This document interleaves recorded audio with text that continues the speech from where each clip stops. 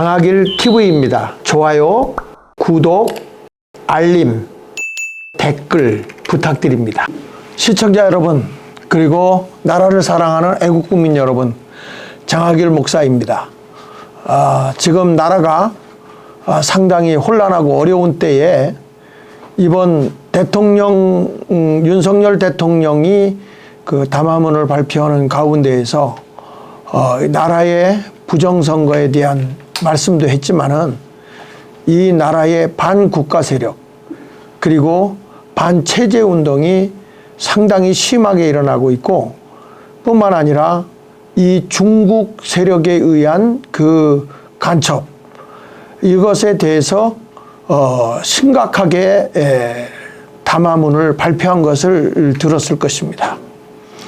근데 지금 우리나라에 세부적으로 우리가 한번 보면 좌익 이적 교육단체, 그 가운데 하나가 바로 전국 교직원 노동조합인 전교조입니다.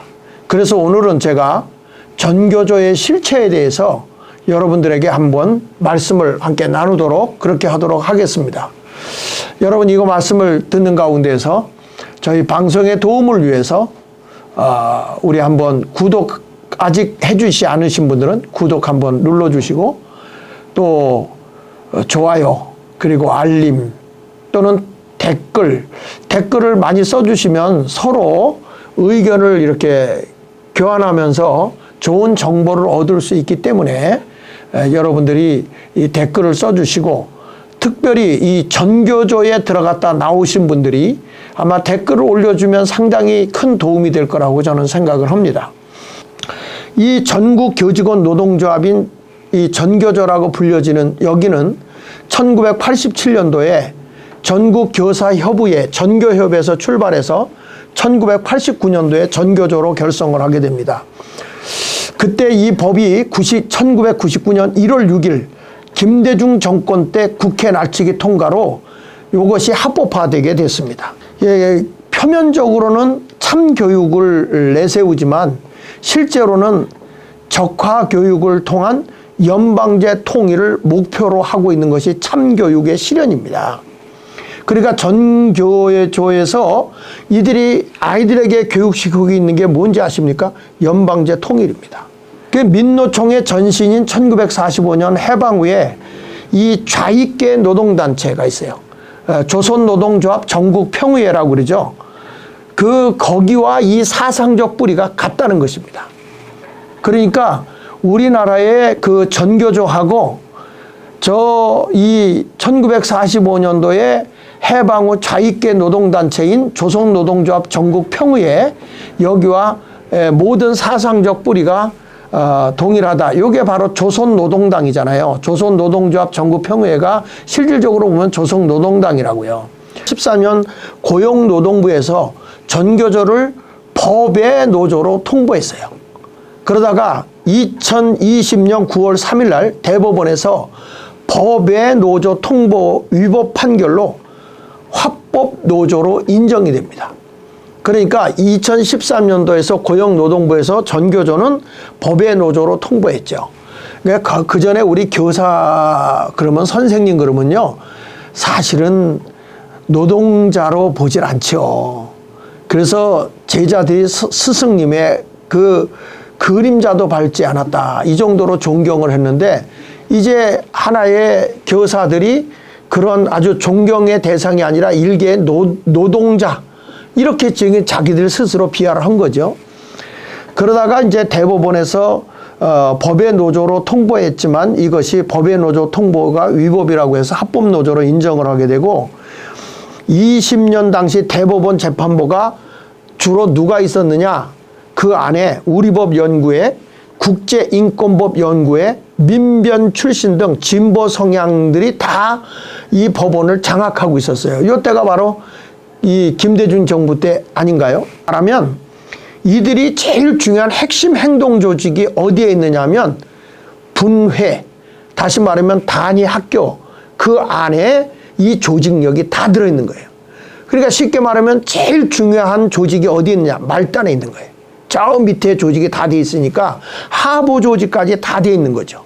그러니까 학교별로 몇 명이 들어가 있냐면 5명으로 구성되어 있고 학교와의 대응 교섭을 목적으로 해서 특수 공동체로 묶여져 있기 때문에 이걸 파괴하기가 어려워요. 끈끈하게 연결되어 있단 말이에요.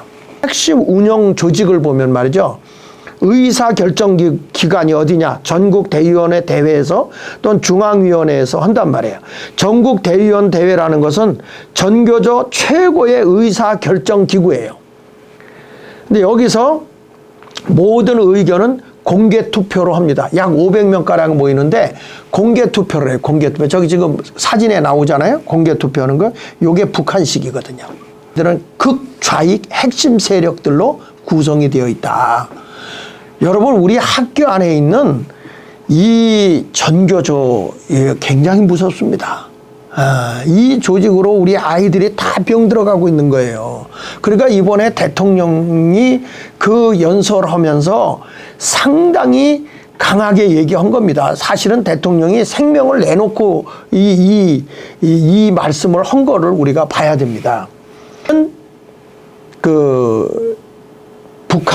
북한을 지지하고 있고 PD는 중국. 이렇게 해가지고 이거 NL과 PD가 지금 대한민국을 장악했다고 보면 틀림없습니다.